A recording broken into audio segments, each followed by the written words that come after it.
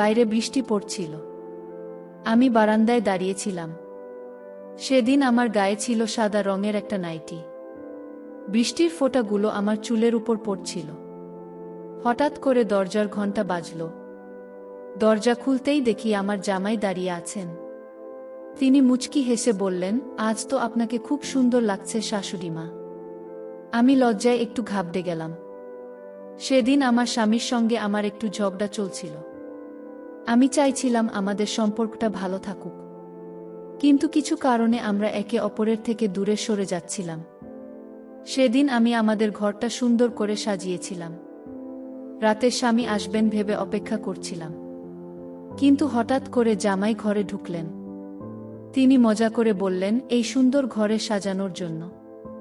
আমি হেসে বললাম, এটা আমার স্বামীর জন্য একটা ছোট্ট সারপ্রাইজ ছিল। জামাই মজা করে বললেন, আপনার স্বামীকে এমন চমক দেওয়ার আইডিয়া ভালো, কিন্তু আমার আসার কারণে কি কিছু বিঘ্ন ঘটল তাই না? আমি হেসে বললাম, না তেমন কিছু না, শুধু একটু ভিন্ন কিছু করার চেষ্টা ছিল। জামাই বললেন, সম্পর্কে মাঝে মাঝে চমক দিয়ে ভালোবাসা বজায় রাখতে হয়। আর আপনি সবসময় এমন উদ্ভাবনী চিন্তা করেন, সেটা প্রশংসনীয়। আমরা হাসি মজার মধ্যে কিছুক্ষণ গল্প করলাম। পরে জামাই আমাকে বিছানায় বসতে বললেন। তারপর তিনি আমাকে কিছু না বলেই বললেন, আজকের গল্পটা অনেক স্পেশাল, তাই সবাই রেডি হয়ে যাও। এরপর আমি লজ্জায় হেসে ফেললাম। আমার বয়স ৩০ হলেও আমি শরীরের ভালো যত্ন নেই, তাই এখনো আমাকে কম বয়সী মনে হয়। আমার স্বামীর অবহেলার কারণে আমি মনে মনে আমার মেয়ে জামাইকে অনেক ভালোবাসতাম। সে আমার কষ্টগুলো বুঝত, তাই সবসময় আমার পাশে থাকত। একদিন যখন আমি আমার মেয়ের জামাইয়ের সঙ্গে কথা বলছিলাম, হঠাৎ আমার স্বামী রাহুল বাড়িতে চলে এলো। সে আগেই বলেছিল ১ ঘন্টা আগে আসবে, কিন্তু আজও দেরি করল। সময়মতো এলে আমি জামাইকে দরজা থেকে বিদায় জানাতে পারতাম।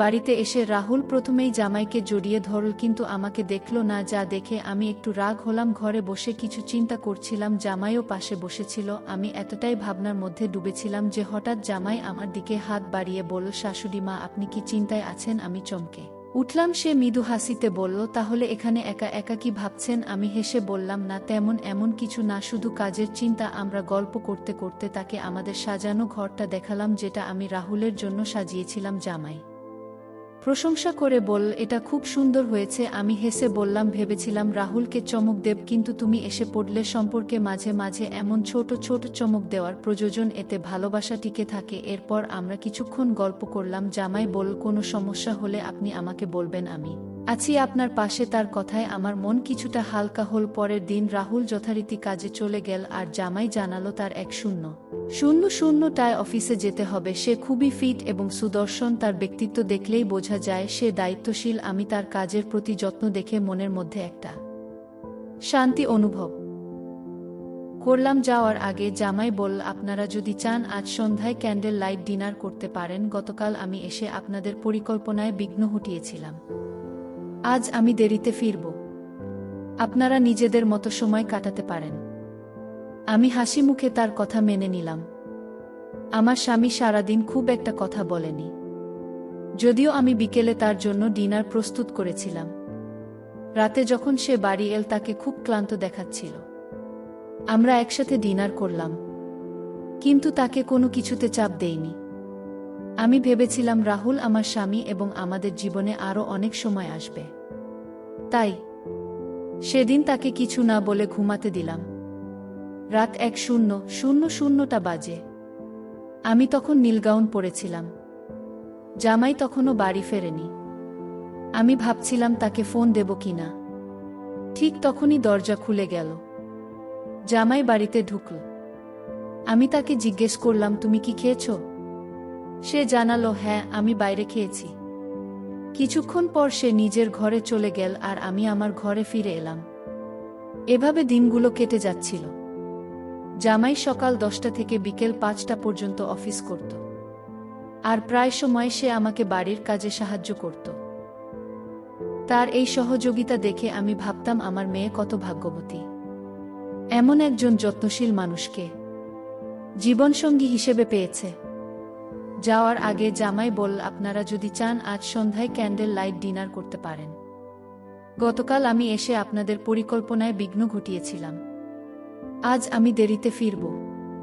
আপনারা নিজেদের মতো সময় কাটাতে পারেন। আমি হাসি মুখে তার কথা মেনে নিলাম। আমার স্বামী সারাদিন খুব একটা কথা বলেনি, যদিও আমি বিকেলে তার জন্য ডিনার প্রস্তুত করেছিলাম। রাতে যখন সে বাড়ি এল তাকে খুব ক্লান্ত দেখাচ্ছিল। আমরা একসাথেই ডিনার করলাম, কিন্তু তাকে কোনো কিছুতে চাপ দেইনি। আমি ভেবেছিলাম রাহুল আমার স্বামী এবং আমাদের জীবনে আরও অনেক সময় আসবে, তাই সেদিন তাকে কিছু না বলে ঘুমাতে দিলাম। রাত 10টা বাজে।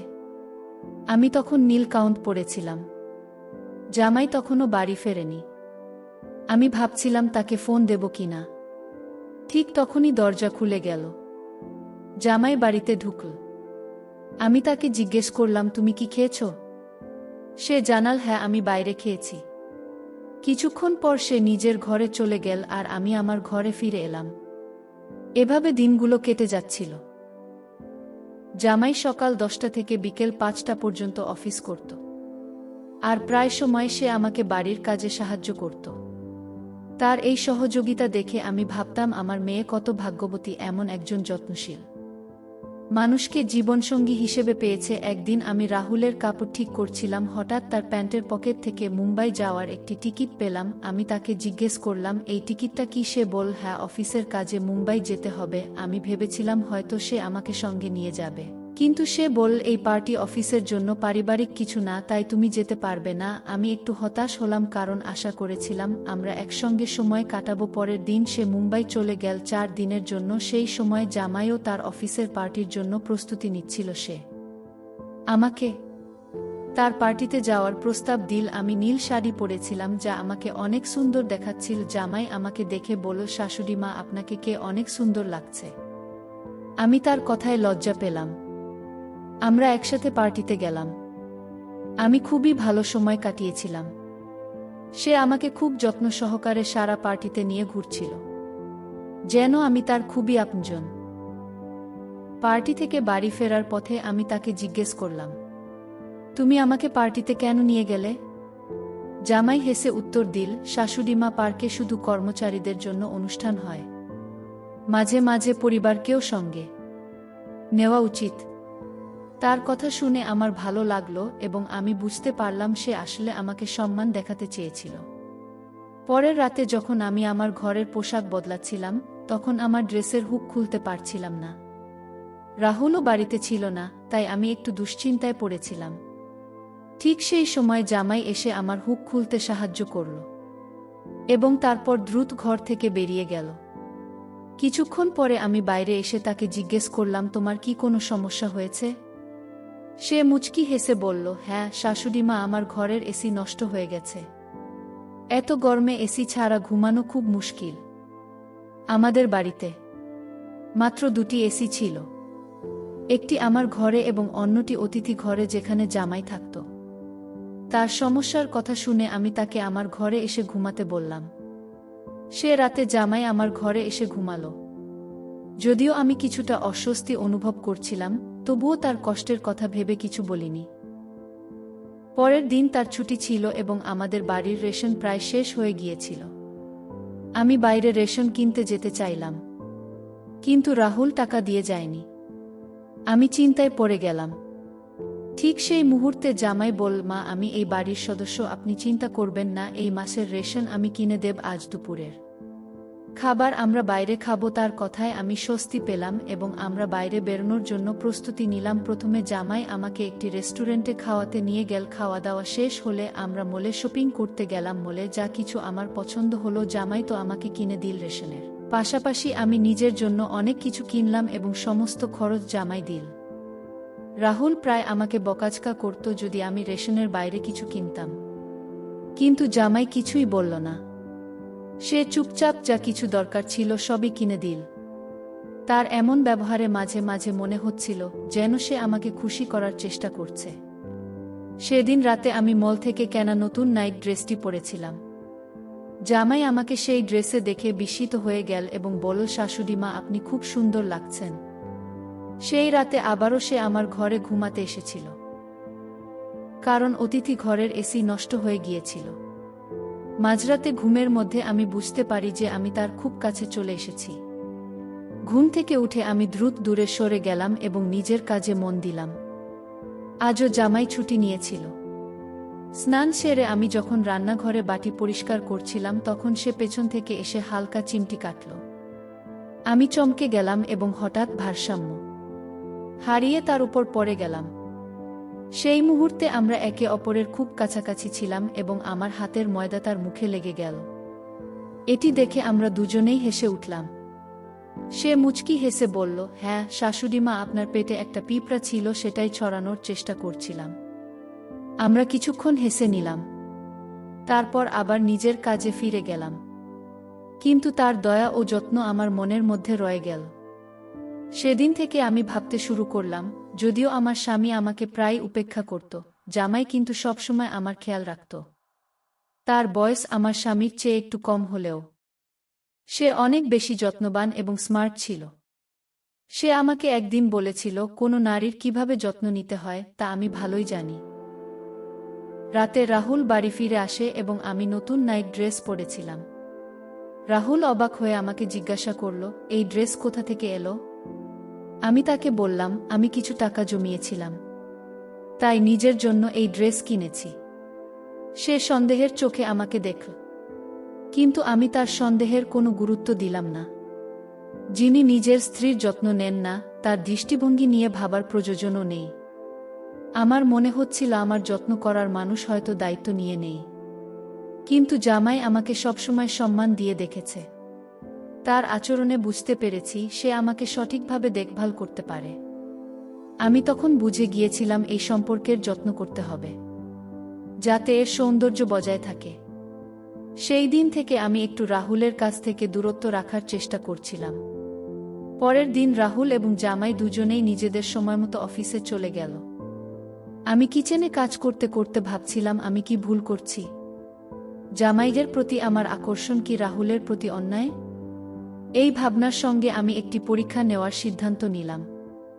আমি রাহুল এবং জামাইকে একটি মেসেজ পাঠালাম, আমার শরীর খুব খারাপ লাগছে, দরজা খোলা আছে, আমি আমার ঘরে বিশ্রাম নিচ্ছি। মেসেজ পাঠানোর কিছুক্ষণ পর জামাই দ্রুত বাড়ি চলে এলো। ঘরে ঢুকেই সে আমার ঘরে এসে আমার অবস্থা দেখতে লাগলো। তার মুখে চিন্তার ভাব স্পষ্ট ছিল। আমি তখন হেসে উঠলাম। জামাই কিছুটা অবাক হয়ে বলল, এটা মজা করার সময় নয়। আপনি বললেন আপনার শরীর খারাপ, আমি তো খুব চিন্তিত হয়ে পড়েছিলাম। আসলে কি হয়েছে? আমি তখন তার হাত ধরলাম এবং বললাম, আমার কিছু হয়নি, আমি একদম ঠিক আছি। আমি শুধু পরীক্ষা করতে চেয়েছিলাম কে বেশি আমার যত্ন নেয়। তুমি আজ এই পরীক্ষায় পাশ করলে। জামাই আমার কথা বুঝে হালকা হেসে ফেল। আমরা ধীরে ধীরে কাছাকাছি আসতে লাগলাম, কিন্তু ঠিক তখনই রাহুল ঘরে ঢুকে পড়ল। আমাদের একসঙ্গে দেখে তার চোখ বিস্ময়ে বড় হয়ে গেল। সে দ্রুত এগিয়ে এসে আমাকে জামাই থেকে দূরে সরিয়ে দিল এবং অবাক হয়ে জিজ্ঞাসা করল, এটা কি হচ্ছে? তুমি কি তোমার জামাইয়ের সঙ্গে এভাবে থাকতে পারো? রাহুল খুব রেগে গিয়ে বলল, তুমি একবারও আমার কথা ভাবনি? তোমার কি একটুও খেয়াল হয়নি তুমি কি করছো?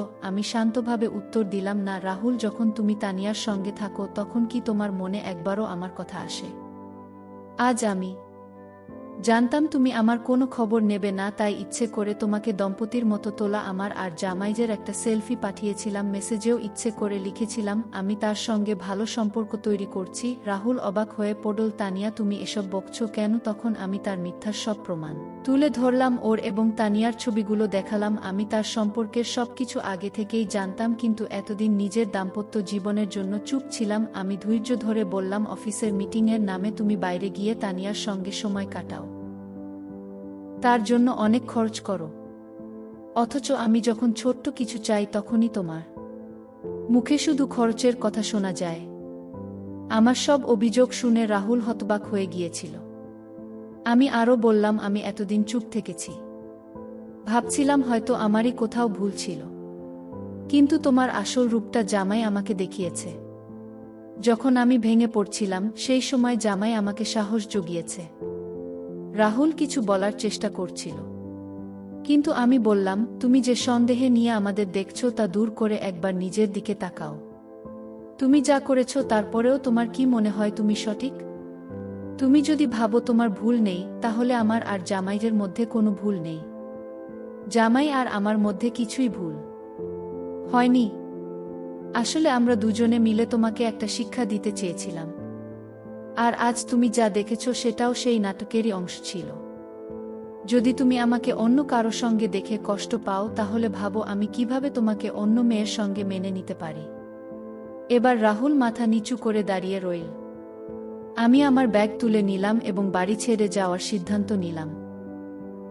কারণ আর কিছুই মেনে নিতে পারছিলাম না। কিন্তু সেই মুহূর্তে রাহুল আমার হাত ধরে আমাকে থামিয়ে দিল। সে ক্ষমা চাইল এবং প্রতিজ্ঞা করল যে আজ থেকে সে আর কোনো অন্য মেয়ের পেছনে যাবে না এবং আমার প্রতি বিশ্বাস্ত থাকবে। আমি জামাইকে ধন্যবাদ জানালাম, কারণ তার সাহায্যে আজ আমার সংসার বাঁচল। আজকের দিনে আমরা দেখতে পাই যে অনেক পুরুষ ও নারী ভালোবাসার পরিবার থাকা সত্ত্বেও বাইরের সম্পর্কে জড়িয়ে পড়ছে।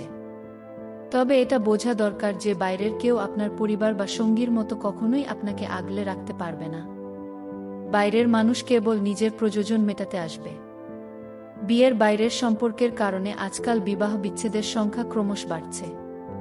এমন পরিস্থিতিতে বাড়ি ছেড়ে চলে যাওয়া কখনোই সমাধান নয়। এর বদলে পরিস্থিতির মুখোমুখি হওয়া উচিত। একজন স্ত্রী সেই ব্যক্তি হতে পারেন যিনি তার স্বামীকে ভুল পথ থেকে সঠিক পথে ফিরিয়ে আনতে পারেন। এটা প্রতিটি স্ত্রীর বোঝা উচিত। গল্পটা কেমন লাগলো জানাতে ভুলবে না। আরও মজার মজার রোমান্টিক গল্প শুনতে